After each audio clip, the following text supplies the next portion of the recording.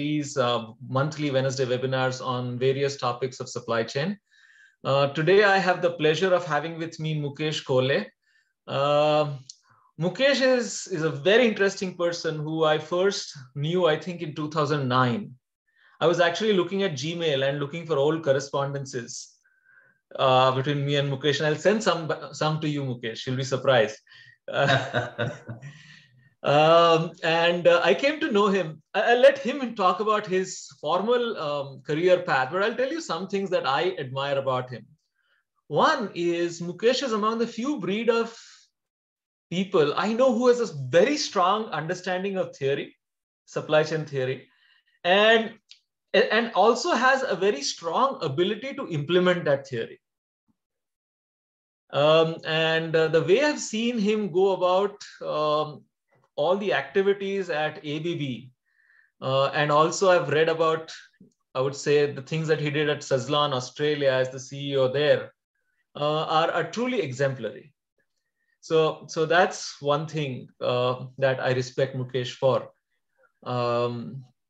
And second thing, which I always is his ability. Mukesh is equally comfortable going down on the shop floor and talking to a CNC or a milling machine operator, and then coming up on the C-level and having a C-level conversation, which is strategic and has nothing to do with shop floor.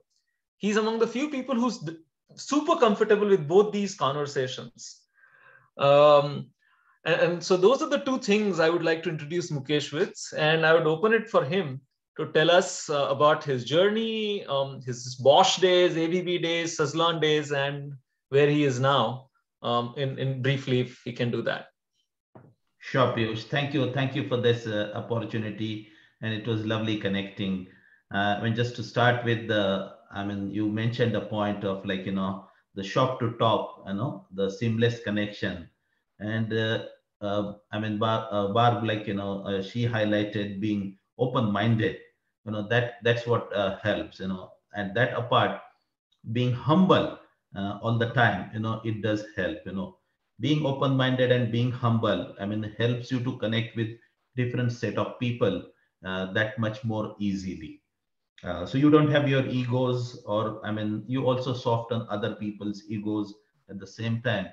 You make everyone comfortable. Those are some of the impediments, the insecurities or the egos, which kind of start creating barriers. But just to tell you briefly about myself, basically I'm a mechanical engineer. We used to call it production engineer. Back in the days, I'm in industry for more than 3 decades now. I was a university topper in India, but prior to that, I tried to make my career in shipping. I didn't like that, and that's where I ended up doing engineering. I was with Robert Bosch in India. I worked in process engineering. That's where probably the logical thinking of process management was kind of inculcated in me. I worked in France, I worked in Germany while at Bosch, learned both the languages, spoke certificates, of proficiency of speaking those 2 languages, German and French. And actually the biggest unlearning started happening at ABB, because ABB was going through a revival in India, and that's where the country manager from +1 347 Sorry. 8135. Go ahead. And ABB was on its revival journey of improving the operations and the quality management systems, as a strong backbone to their pursuit of capturing bigger share of the market in India. And that's where we ended up running lean manufacturing programs, and we will talk more about how we got people motivated to do certifications in supply chain management, in CPIM, run by EPICS. And then Suzlon was much different ball game altogether. While at corporate, it was all sorts of strategic initiatives that I was responsible, including mergers and acquisition. Before I came to Australia as the chief executive of the business, and then the biggest satisfaction was turning around the business. And with all this experience now, I thought like, it's time for me to become like, an entrepreneur myself after having honed entrepreneurial skills at some of these organizations that I worked with. And I'm now trying to work with multiple stakeholders, including I'm a certified John Maxwell coach, and I've started coaching C-level people. And I like John's tagline, making difference to people life. So that's what is like, my purpose also in life, to make difference to people's life. That's where, we are. Piyush, again, over to you. Thank you. And just a note, Mukesh at this point is in Brisbane, Melbourne, sorry. He's in Melbourne. Melbourne, and it is about 5:07 a.m. where he is. So, yeah, thanks for that. Thanks for this timing. Yeah, so before, just to get into this, this term operational efficiency that we're going to talk about is such a fuzzy term, and people define it very differently, have different perspectives on what that is. What do you see as operational efficiency? Well, by the book, like, efficiency is output upon input, like, that's what we have been used to. But when it comes to like, organizations, we talk about KPIs, measuring KPIs. So anything that you do to improve your processes so that they finally lead to certain tangible outcomes. And the biggest one of them is, meeting or beating customers' requirements. That's one. Second thing, if is like, to ensure or drive the like, operations or the organizations, like, so that the stakeholders, like, first and foremost is like, the employees, are they feeling happier at workplace? And this is like, day in, day out. It's not like, just measuring metrics at the end of a month or year, but day in, day out, every day, are the employees feeling satisfied? If the employees are satisfied, definitely that will result in, them like, satisfying the customers, because it's contagious. But in simple words, like, it is like, how you run the operations, and then if we are progressing on day-to-day basis, that's where, like, we management is focused about, and that will kind of, lead to better operational efficiencies. And just to add to this, since you have been involved with the manufacturing side, and in Suzlon, you also had a service component where it was service delivery and maintenance and on, do you see a difference in how manufacturing side approaches operational efficiency and how service side approaches operational efficiency? It depends upon, like, what kind of, manufacturing strategy you have, like, whether it is finished to stock or assembled to order or configured to order. And these, even, that's what, like, when we go through the CSCP programs, that's where all these concepts are fine tuned. These kind of manufacturing strategies, they are derived from how we meet the customer's requirements. And they need a different kind of, supply chain and a mindset that to be created in operations. So in the typical finish to stock, it's repetitive manufacturing day in, day out. So you would need a different mindset. That's what probably we are mostly used to. But when you go to an assembly plant of, say, General Motors or Ford, it's assembled to order. Basically, you have a conveyor, and then probably every car or vehicle that's assembled is different to the preceding one. And that's like, that's how you are basically driving the based on the customer requirements. So you need to find, like, some kind of, standardization, even if it is assembled to order. We typically talk about, creating super markets or super shelves, like, in the shop floor. On similar lines, in service operations, and the operations that I was involved was like, servicing and maintaining wind farms, wherein you have, different set of turbines, and then the turbines go through scheduled maintenance and unscheduled maintenance. And within all this scheduled maintenance, yes, definitely If it is a 6 month or a 12-month scheduled maintenance, so you have certain prescriptions. I mean, what checks you have to complete and what parts, like, consumables you have to replace, come what may, as per the designer specifications.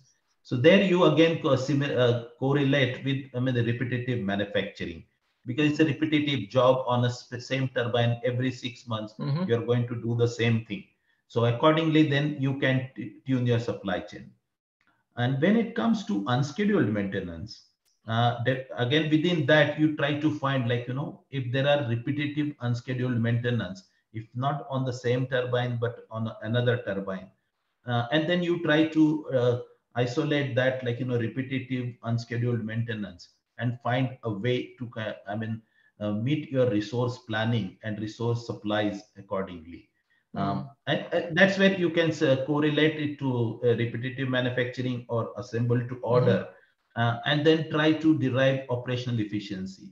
Because the moment you standardize, by definition of very nature of this task, you standardize, and then I mean, work backwards and look at how we can streamline the resource planning and as well as supply.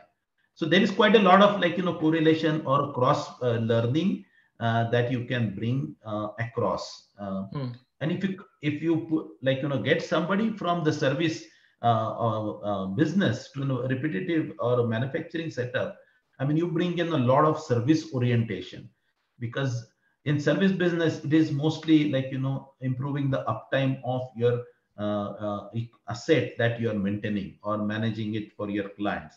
And so you're always thinking, how can I improve the uptime, and then how can I standardize and reduce the waste that are in the system.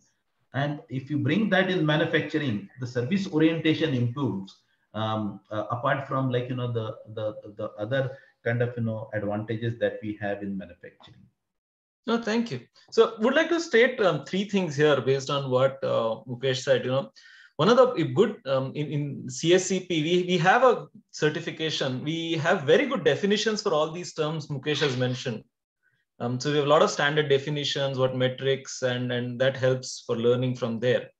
And I would like to give two examples just to support. I remember talking to somebody at Dell, and they outsourced their call center primarily because they realized that at a call center level, you were driven strongly by efficiencies. Calls per hour, and you had to be very kind of at it continuously, keep taking calls, keep improving the efficiency, while the rest of the business did not follow that ethic. They had a very different mode of operation. And they said that getting these two mode of operations to work together was creating internal conflicts because they're very different efficiency drivers. So one of the things that Dell did was outsource the call center. So just because they couldn't they needed two different kinds of productivity and operational efficiency metrics. And the second example I can relate to, which is again, I remember this, that McDonald's sometimes tries to do this. The example that you gave of standardizing the non-standards also. So if they know that there is one particular menu or one particular non-standard item that customers often ask for, they would try to create it and offer that non-standard as some form of standard, so long as they learn, and then they exchange the knowledge with other franchisees and work like that. Yeah. Because finally, I mean, just to add on to that, like, if you look at, I mean, it all starts with what customer wants. And as a supplier, like, because there is a chain of suppliers, supply of information, supply of material, supply of other services, etc. So in meeting the customer requirements, through the whole upstream supply chain, we need to look at, like, break this supply chain and look at, like, which segments of supply chain can we standardize if they're of repetitive nature, or can they be converted into of repetitive nature. And even one segment of supply chain, can you break it down further? And and that's where, like, the job of, like, typical supply chain managers or industrial engineers comes into picture. And I mean, by looking at and analyzing these processes through various tools like value stream mapping or work method assessment, etc., you can, like, standardize, and that's where, like, you can drive operational efficiencies in your whole supply chain. Thank you. Yeah, we can. So, okay, again, a related question before I get to certifications. All this is very well known, right? Operational efficiency terms are there. What are the major difficulties that we see in why aren't, when we go to businesses, why don't we see that high level of drive towards operational efficiency? See, if you look at an organizational philosophy, the culture is top driven. The culture is never like, bottom up. So you need to have like, educated top management at the C level. I mean, let's take like, for example, some of the advantages or the benefits that I have, harnessed was because I was supply chain certified. I was CPIM certified, which allowed me to refresh and fine tune and consolidate my concepts, which I was then able to sort of, bring across to the people. That's one. Second, the C level people need to champion. And that's where probably Piyush, going back like, 12, 13 years, what we did at ABB was to get people through the EPICS programs and create a common language among the people. So what happens is that people start, once they are like, their concepts are clear and people are able to talk the same language, they're able to correlate the differences of opinion in terms of like, doing certain things, reduces. Beyond all this, what at this C level or any operational staff, if we are not that aware or that knowledgeable, what happens is that we develop some sort of insecurity. And with better education and practicing it persistently and perseverantly at each of the management levels, we kind of overcome the insecurities and people feel more confident of driving operational efficiencies or like driving the operations with much more like efficient manner. Yes. Yeah. So one of the things that I'm trying to do is I'm going to paste this, something that Mukesh said here is this importance of knowledge, especially supply chain knowledge at the C level. And there is a very beautiful article, which is from, I think, 2005-ish or 7-ish in Harvard Business Review, which is addressed to the CEO, and which the title of the article is, "Are you the weakest link in your supply chain?" Which says that a lot of times the CEO prevents, and the C-level people prevent, professionals prevent the supply chain optimization or efficiencies. So now, since we know productivity, since we know the requirements, do you want to take us through your journey at ABB of how you actually drove operational efficiency there through these certifications, and what were the challenges in doing that? I'm sure it was not straightforward and easy. You might have to change some plans. Yes, I mean, obviously, that's part and parcel of like, if you want to move from one level to another level in any set of operations or any organization. And ABB is pretty complex organization comprising of 60 business units, each business unit catering to different product or service delivery to the customers. And we had to try and find like, commonalities, etc. We started with first is like, bringing the quality system up to speed, getting every business unit certified, like, to the ISO 9001 requirements. Second, then we started like, creating certain key positions and then manning those positions. Third, and we started like, looking at standard metrics of each business unit, like the first pass yield or on-time deliveries, and try to create that kind of an awareness. And from there, like, once we started measuring, then we started looking at how we are progressing, drawing trends, and what are the gaps, converting those gaps like, into a continuous improvement mindset.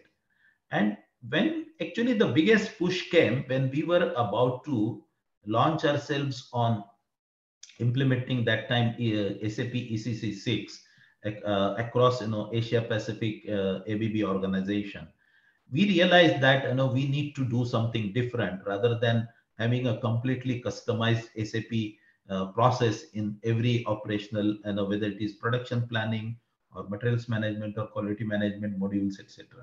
And that's where we got introduced to Epics.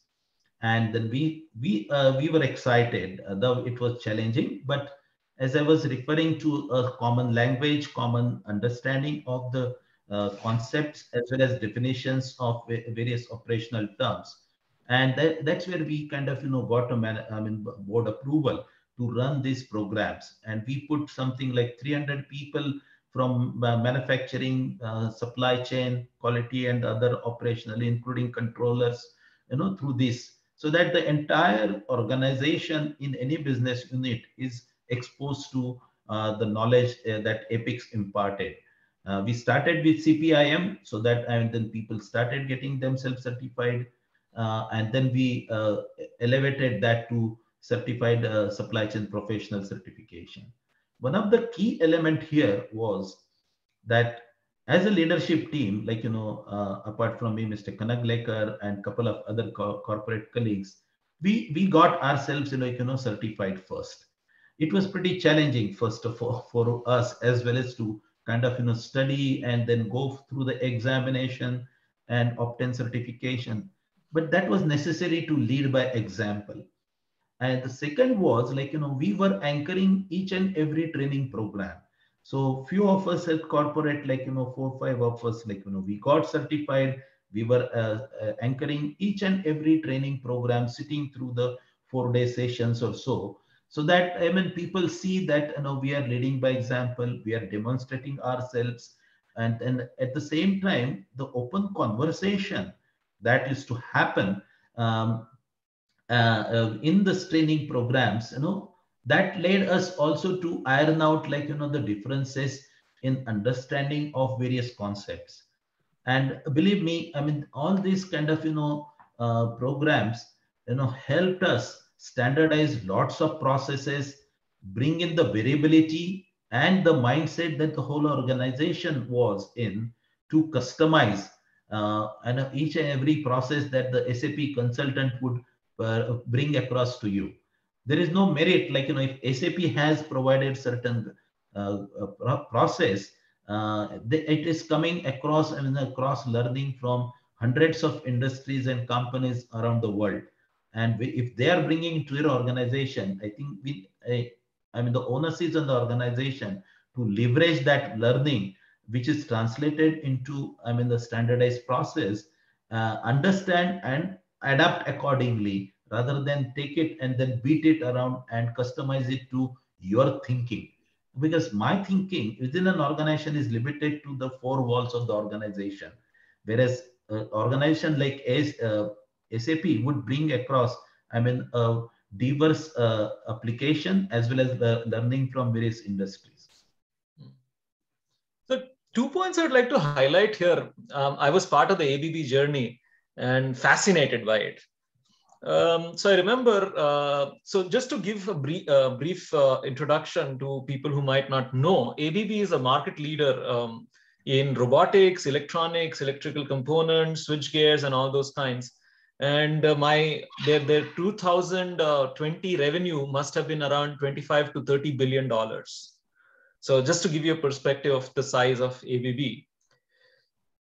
So one instance I remember very clearly. I was a trainer, and for the CSCP, we were conducting a CSCP training, and the Asia Pacific head of the organization walked into the training room and sat there for almost 30 minutes. I have never seen a leadership of that level walk into a training program.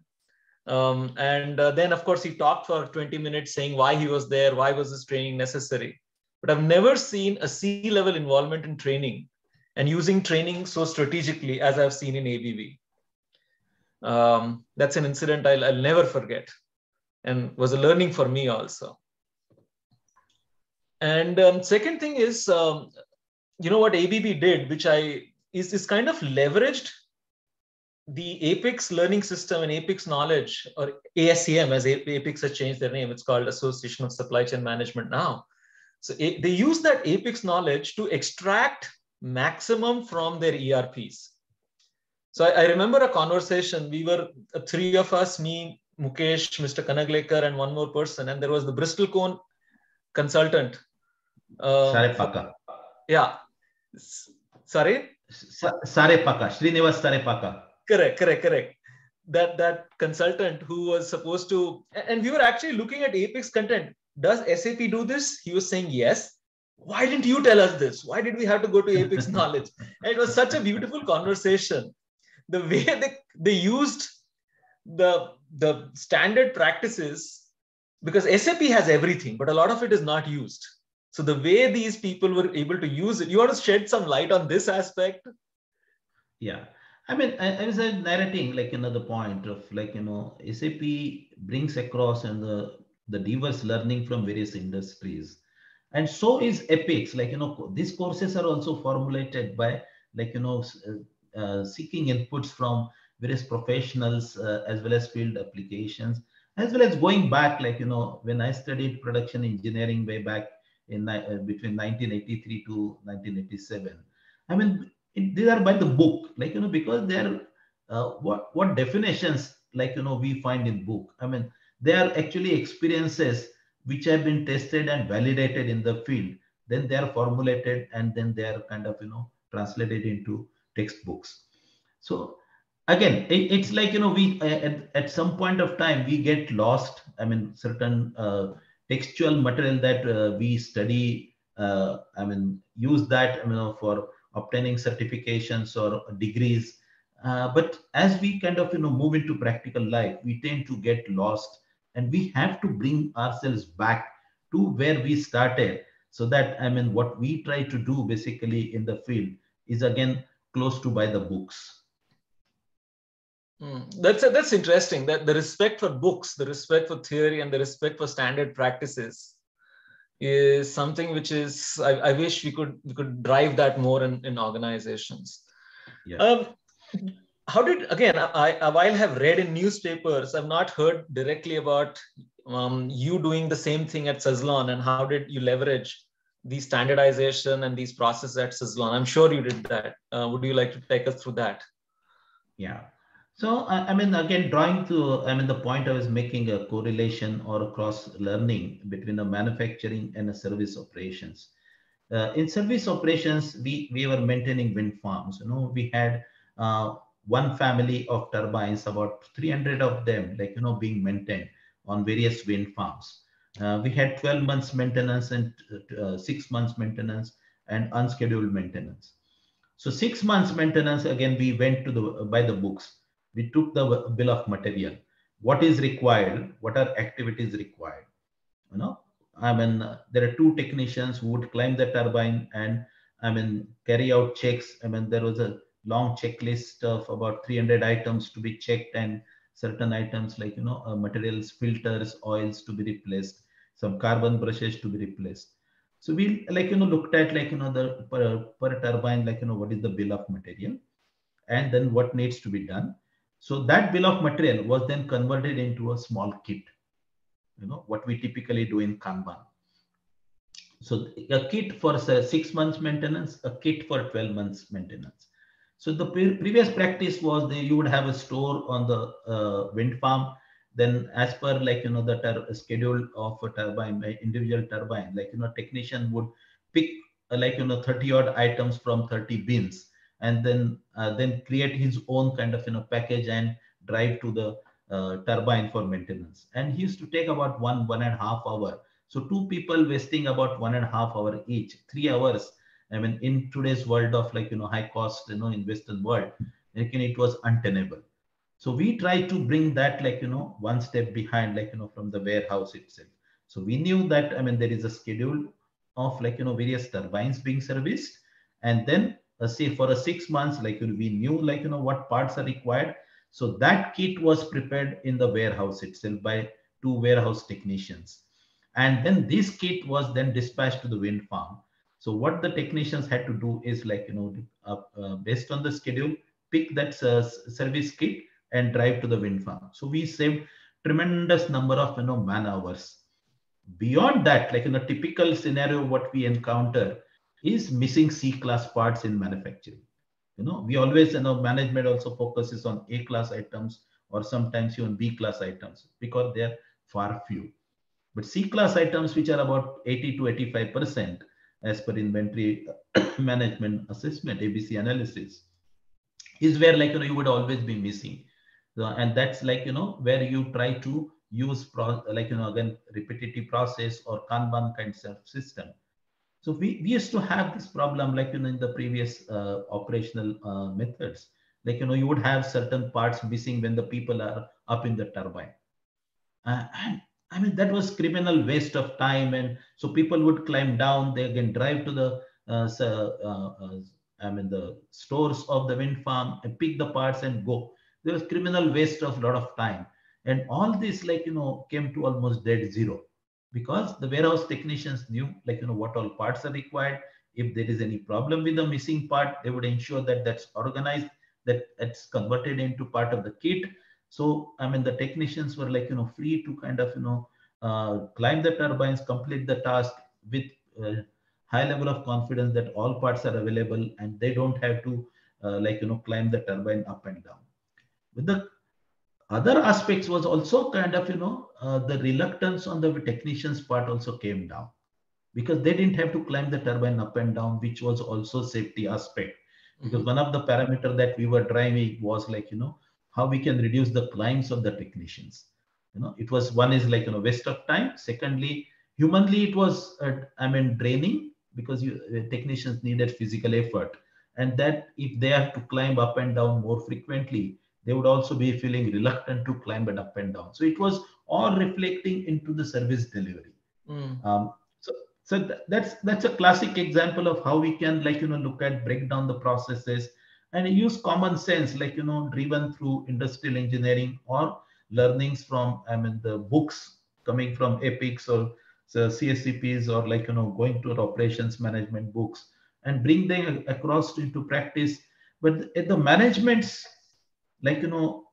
persistence or keenness to drive this through, that stands out basically.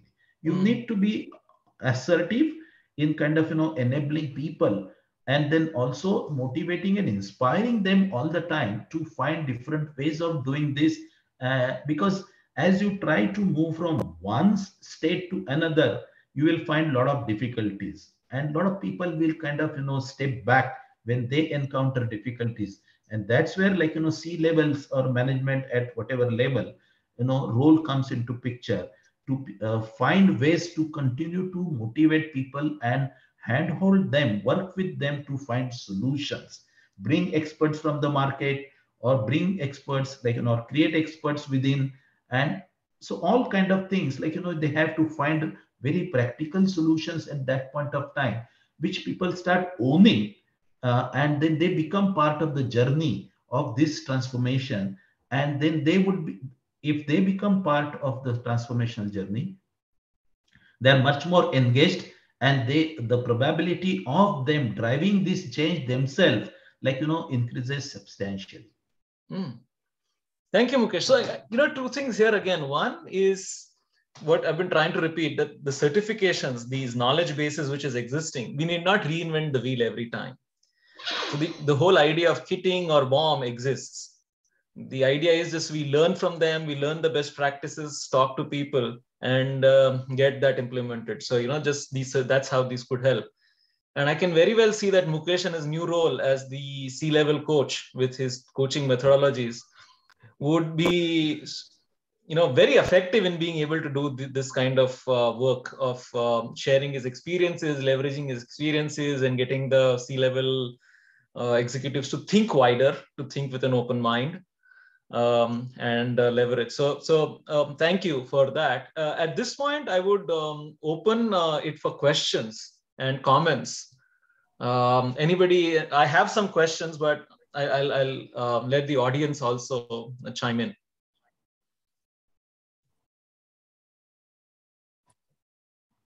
Hi, Piyush. This is Pete Rosano. I did have a quick question, if I could.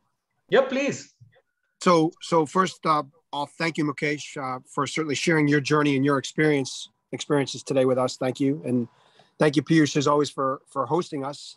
I have a quick comment and a question for you both. My comment is that certainly during my career, I've become a big advocate of lifelong learning, continuous education, professional development, and thus I fully support the Apex professional certifications. I'm actually CPIM certified myself, and again, big proponent for these.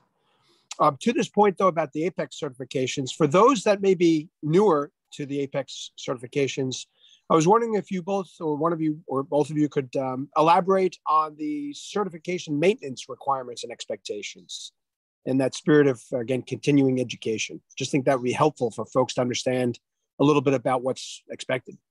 Thank Okay. you.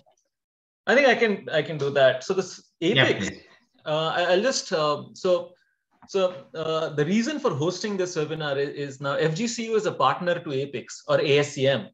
We'll have to learn to use the new name. It has been Apex from 70s. So suddenly 2021, it is ASCM. So we are now partners to ASCM or Apex, and FGCU will offer Apex certifications for all our industry partners in Southwest Florida. Of course, they'll be online, so people from anywhere can join in. And we have scheduled our first CSCP training from 1st of February. Some of you have shared the information. With the rest, we will send you flyers for those certification announcements. So the way Apex certifications are, they want to ensure that the knowledge level stays current. So what you're expected to do is garner 60 points every 5 years. And Apex has created for each certification. So if you have both, they're expecting 120 points from you. And they have a very structured methodology of attending webinars, which Apex conducts. There's no cost to those webinars. You can attend those webinars, you write articles, you teach, you share knowledge, gain knowledge. But over 5 years, the idea is to gain knowledge, which is equivalent to 60 points, which comes out to be equivalent to 60 hours of learning, roughly. But you do that, and you can keep your certification current and gain that, ensure that you stay updated. So I hope I've answered your question, Pete, on that. You did. Thank you. I think it's helpful. And it's in the spirit of one never arrives, continuous education, lifelong learning. Thank you. Yes. Yeah, absolutely. Yes. Absolutely. Thanks.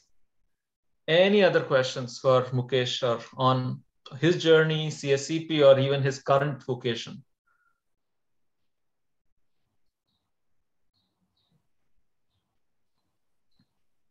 I have a question to fill in, Mukesh.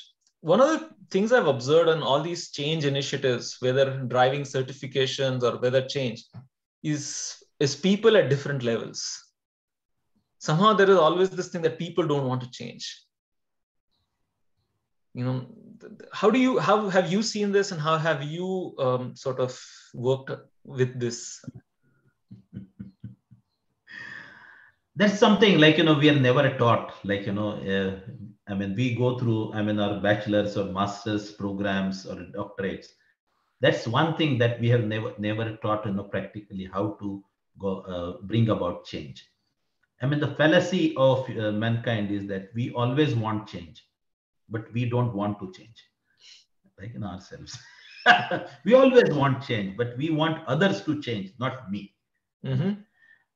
So it's, look, one has to be very practical, and especially when you derive these kind of programs. We can talk till the cows come home, but one is like, it stands out is the leader's role in this, how the leader is committed. What people see is like, the direction of, the speech and the feet of a leader.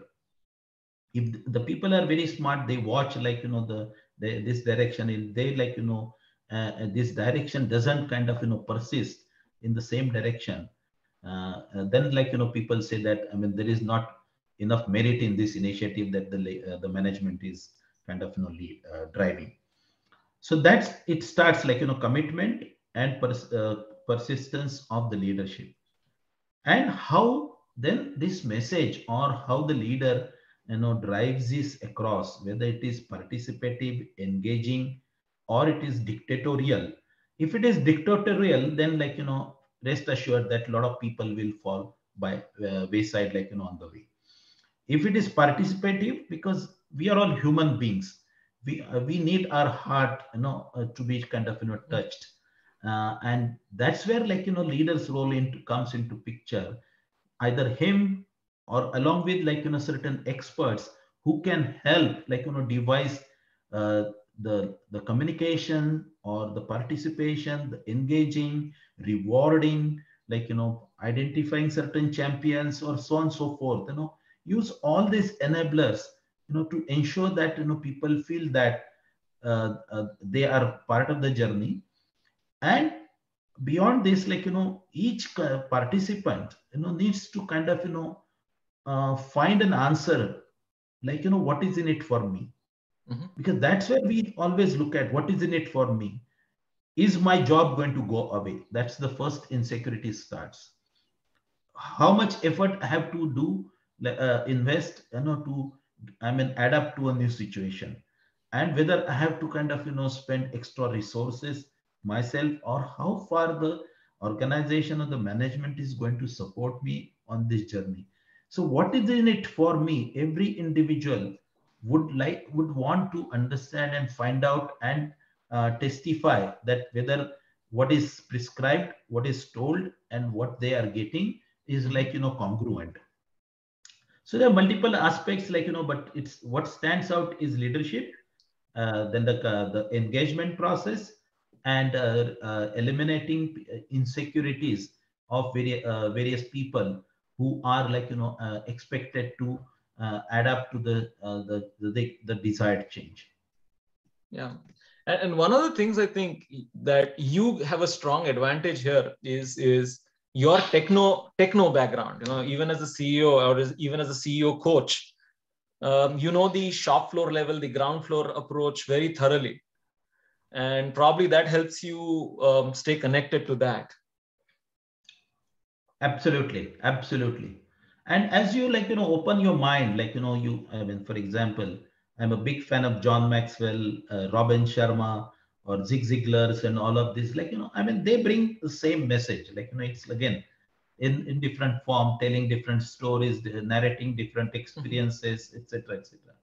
It's like, boils down to, like, again, touching people's hearts, and how if you touch people's hearts, like, what you can, like, bring across in terms of change or benefits to the entire, like, mankind. Okay, thank you for this. We are close to closing, so I would want to thank at this point everybody in the audience. I have sent a link on the chat for Mukesh's LinkedIn.